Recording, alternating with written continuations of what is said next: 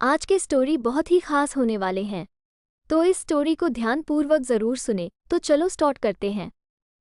पूरे मोहल्ले वाले उसकी बातें बनाते और वो उन सबको शेरनी की तरह चीर आगे बढ़ती रहती। न कहीं आना न जाना, न लोगों को उससे मतलब, न उसको किसी से। फिर भी जहाँ खड़े हो जाओ वो सबकी चर्चा का विषय होती। मैं जब नई नई मोहल्ले में आई तो एक उत्सुकता थी, आखिर कौन है वो। मुझे अपनी व्यवहार कुशलता पर पूरा विश्वास था। कम दिनों में ही मोहल्ले वालों को अपना बना लिया। वो कब तक प्रभावित नहीं होंगी। यहाँ आए 5 महीने करीब होने को आए हैं, लेकिन जो बातों का हिस्सा थी वो बातों तक ही रह गई। हाँ, इतना जान पाई थी, सुपर्णा दुबे नाम है। अपनी बेटी के साथ रहती है। लड़की भी कोई छोटी उम्र की न थी, यही कोई 18-20 साल की होगी। आश्चर्य का विषय ये था कि मेरे घर के सामने उसका घर होते हुए भी कभी उसको देख नहीं पाई। घर के बाहर बड़ी बड़ी चारदीवारी शायद इसीलिए बनाई गई थी कि लोगों की नज़र को बाहर ही रोक दिया जाए। ऐसा नहीं कि उस घर से आवाज़ें नहीं आती थीं। दोनों माँ बेटियों की अच्छी दोस्ती थी। खूब हंसी मजाक करना, गलती पर माँ का डांटना और उसका चुपचाप सुनना, सब समझ आता था। लड़की घर से कॉलेज और कॉलेज से घर बस इतनी दूरी ही तय करती और माँ 10 बजे निकल शाम 6 बजे घर आती। जब हम ऊपर की फ्लोर बना शिफ्ट हुए तो उनका कमरा दिखाई देता। न जाने कितनी बार उन्हें देखने की उत्सुकता से वहां झांक आती, लेकिन यहाँ पर्दा दुश्मन था जो सुपर्णा जी से पूरी वफादारी निभाता। टिंग टोंग, टिंग टोंग। अरे आंटी आप आइए ना। कविता, कविता नाम है ना तुम्हारा? जी। मन लग गया कॉलोनी में? जी आंटी, बहुत अच्छे लोग हैं। सब चंद दिनों में ही घुल मिल गए हैं। हाँ बेटा, किसी चीज़ की ज़रूरत हो तो बेझिझक कह दिया करो। पड़ोसी ही पड़ोसी के काम आता है। मैं जब यहाँ आई थी तब चारों तरफ सब खाली पड़ा था। आज देखो इंच भर की जगह नहीं। मेरी उत्सुकता मुझे रोक न पाए। आप इतनी पुरानी हैं आंटी? हाँ बेटा। आंटी एक बात पूछना चाहती हूँ। ये सामने वाला मकान, कौन है ये लोग? किसी से मिलते जुलते नहीं, कहीं आते जाते नहीं, बस स्कूटी पर बैठ मुंह में स्कार्फ बांधे वो रोज जाती हैं। बड़ी करीने से साड़ी पहने दिखती हैं। क्या बात है? कौन? वो सामने वाली। जी आंटी। कॉलोनी वाले उनके लिए बहुत गलत बोलते हैं, लेकिन पता नहीं क्यों मुझे कभी गलत नहीं लगी। मैंने कभी उनके घर किसी को आते जाते भी नहीं देखा। यहाँ तक कि 6 महीने में उनकी बस आंखें ही देखी है। देखकर लगता है गजब की खूबसूरत होंगी। सुपर्णा नाम है उसका। कोई नहीं जानता मामला क्या है। होगी कोई 40 से 45 के बीच की। शुरू शुरू में जब आई थी सबने रखने की कोशिश की, लेकिन तुम जानती हो अकेली औरत हो तो अनगिनत बातें। मकान किसी दुबे ने खरीदा था, बहुत व्यवहार कुशल था। जब लिया तब सब घरों में लड्डू बांट कर गया था। पत्नी को लेकर जल्दी आऊंगा कहकर गया था, फिर कुछ समय यहाँ कोई नहीं आया। सुपर्णा ही आई। 5-6 महीने पेट से थी। गजब की खूबसूरत, एक बार जो देख ले तो नजर ही न हटे। एक आदमी काफी समय तक आता था, कहते हैं दुबे का मित्र था। फिर बच्चा होने के कुछ समय बाद उसका भी आना बंद हो गया। अब तुम जानती हो ना, लोगों के प्रश्न कभी खत्म ही नहीं होते। जब लोगों ने अनगिनत प्रश्न पूछने शुरू किए तो उसने सबसे संपर्क खत्म कर दिया।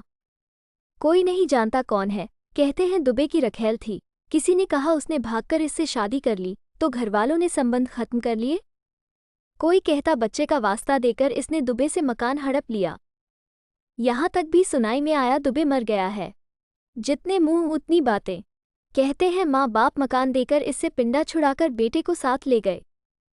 न जाने क्या असलियत है। सवालों से बचने के लिए सुपर्णा ने सबसे कन्नी काट ली। नौकरी करती है। हाँ ये सच है, इतने सालों में हमने भी कभी किसी को आते जाते नहीं देखा। ये जरूर इसके चरित्र पर एक प्रश्न पैदा करता है कि दुबे मर गया था तो ये मांग क्यों भरती है, बिंदी किसके नाम की लगाती है। पूछो तो कहती है हस्बैंड बाहर रहते हैं। अंसुल जी पहेली है बेटा। सुपर्णा के विषय में इतना जानकर कविता की उत्सुकता उसके प्रति और बढ़ गई। सुनो कविता, आज LIC ऑफिस से सारी LIC की डिटेल चाहिए, निकलवा लाना। स्टाफ सहयोग न करे तो वहां जाकर वहां के फोर्थ वलास से मिलना। हमारे ऑफिस अक्सर डाक लेकर आता है, उससे पूछ लेना, वो हेल्प कर देगा, लेकिन कोशिश करना ये काम 1 बजे से पहले हो। घर का काम समेटने में थोड़ी देरी हो गई। जल्दबाजी में पर्दे लगा दरवाज़ा बंद करने लगी तो नज़र सुपर्णा की खिड़की पर गई। हवा जोरों से चल रही थी। लगा कोई बाल बना रहा है। नज़र वहीं अटक गई।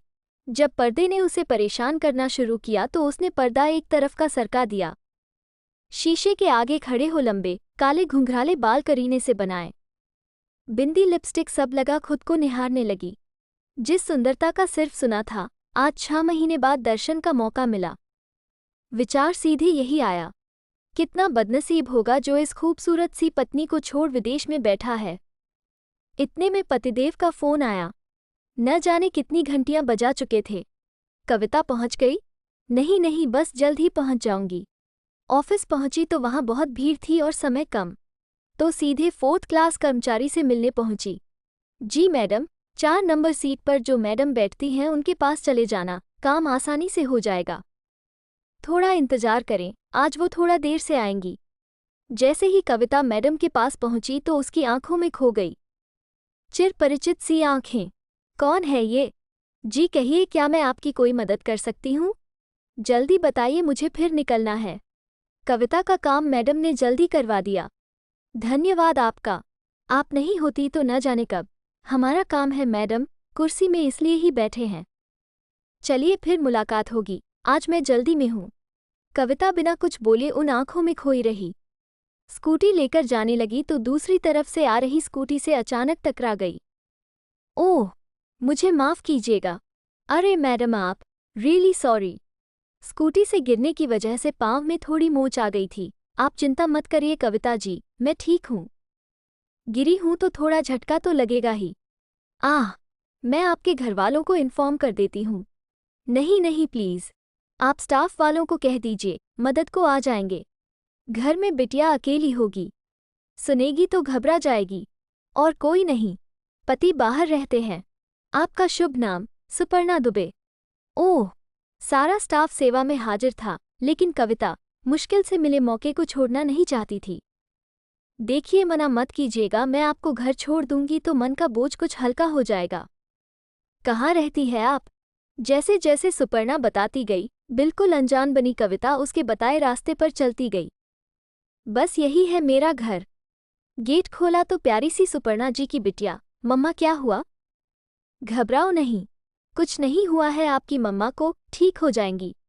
घर बिल्कुल माँ बेटी की तरह व्यवस्थित। मुझे हाथ धोना है, कहा तो बेटी ने वॉश बेसिन तक पहुंच दिया और चाय बनाने चली गई। बेडरूम का दरवाज़ा खुला था, वहां बड़ी सी फोटो लगी थी जिस पर फूल माला चढ़ी थी। चुपचाप जाकर देखा तो लिखा था अविनाश दुबे। आइए आप चाय लीजिए आंटी। बेटी ने आवाज़ लगाई। माफ़ करना, मैंने आपको चोटिल कर दिया। यहाँ अकेली रहती हैं? जी, कुछ समय से मेरे पति विदेश रहते हैं, आते जाते हैं। झूठ कहती हैं आप। क्यों, शर्म नहीं आती आपको? आपके पति इस दुनिया में नहीं। अभी मैं उनकी फ़ोटो आपके कमरे में देख कर आई हूँ। क्यों सुपर्णा जी, इतनी सुलझी हुई होकर क्यों अपनी जिंदगी को आपने इतना उलझा रखा है? ये बिंदी, मांग क्या है ये सब?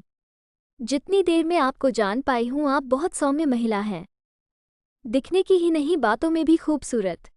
तो फिर ये झूठ क्यों? जानती है मैं कौन हूँ? कविता, आपके सामने वाले घर में रहती हूँ। आज 6 महीने में आपको अब देखा, लेकिन क्यों झूठ बोल सबको अपने आप से दूर कर रखा है? मुझे जवाब दीजिए प्लीज़, सुलझा दीजिए ये पहेली, देखिएगा आपको भी आराम मिलेगा। क्या जानना चाहती हो? यदि तुम्हें ये सुनकर सुकून मिलेगा कि मेरे पति इस दुनिया में नहीं तो यही सच है। वो इस दुनिया में नहीं। हमने प्रेम विवाह किया था, घरवालों ने नाता तोड़ दिया। मेरे घरवाले जबरन मेरी शादी कहीं और न कर दें, इस डर से हमने कोर्ट में शादी कर ली थी। अविनाश ने बड़े अरमानों से ये मकान खरीदा था। मेरी तबीयत कुछ दिनों से नासाज थी। टेस्ट की रिपोर्ट लेकर घर आई, अविनाश का इंतजार कर रही थी, उन्हें खुशखबरी देनी थी। हम 2 से 3 होने वाले हैं। ठीक उनके आने के समय दरवाजे पर डोर बेल बजी। भागकर गई तो देखा उनका मित्र खड़ा था। अभी हॉस्पिटल चलना होगा भाभी जी, अविनाश का एक्सीडेंट हो गया है। निखिल, मेरी पत्नी की जिम्मेदारी आज से तेरी है, तुझे इसका साथ दे, अपनी दोस्ती निभानी होगी। सुपर्णा, जिंदगी में आगे बढ़ना, मुझे माफ़ कर देना। अपने मन की बस इतना ही कह पाए। मेरी खुशी इन्हीं के साथ चली गई, कह अपर्णा जी रोने लगी। ये स्टोरी आपको कैसा लगा, कमेंट में ज़रूर बताना। अगर आपको अच्छा लगा तो मेरे चैनल को लाइक शेयर सब्सक्राइब जरूर करें। मिलते हैं नेक्स्ट वीडियो में, तब तक के लिए बाय।